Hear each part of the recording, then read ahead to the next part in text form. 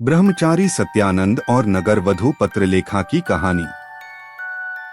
नमस्कार दोस्तों, प्रभु जी मेरे अवगुण चित्त न धरो भजन के माध्यम से कैसे एक नर्तकी अखंड ब्रह्मचारी सत्यानंद को राज दरबार में आने के लिए विवश कर देती है और कर्म के आधार पर भेदभाव न करने की सीख देती है। राजस्थान में खेतरी के राजा अजीत सिंह के पुत्र का जन्मोत्सव था।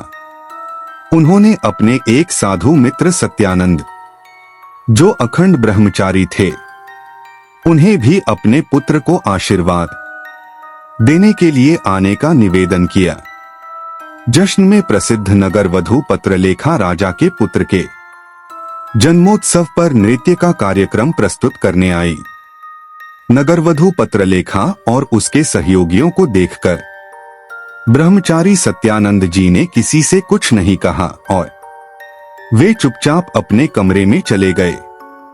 उन्हें जाते देखकर पत्रलेखा समझ गई कि सत्यानंद जी हमें देखकर असहज महसूस कर रहे हैं। सत्यानंद जी अपने ज्ञान और शीलता के लिए प्रसिद्ध है, इसलिए एक नगर वधु का सामना करने से डर रहे हैं।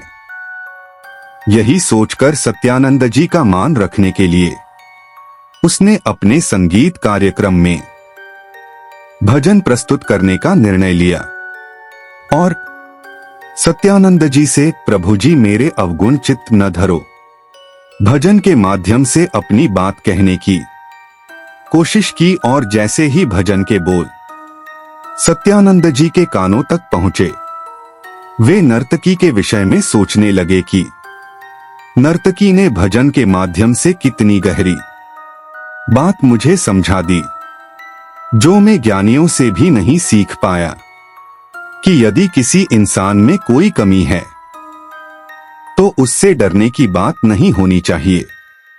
सत्यानंद जी ने महसूस किया कि पत्रलेखा को देखकर उनका राजा की सभा से आना उचित नहीं था।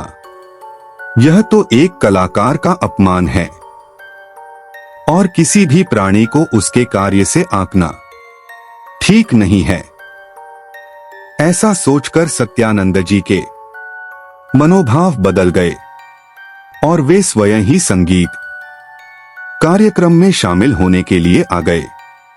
सत्यानंद जी को सभा में आया देखकर नर्तकी की आंखों में आंसू थे, लेकिन वह खुश थी कि जो बात वह सत्यानंद जी को समझाना चाहती थी वह उनको समझा चुकी है।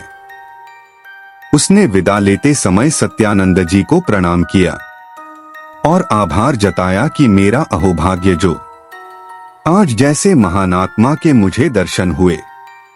सत्यानंद जी ने कहा, देवी धन्य तो आप है जिन्होंने समय रहते मुझे मेरी भूल का एहसास करा, मुझे मेरी भूल सुधारने का अवसर प्रदान किया। आपकी सीख कि कभी इंसान के काम से उसके प्रति भेदभाव मानवता नहीं है, इसे मैं जीवन भर याद रखूंगा।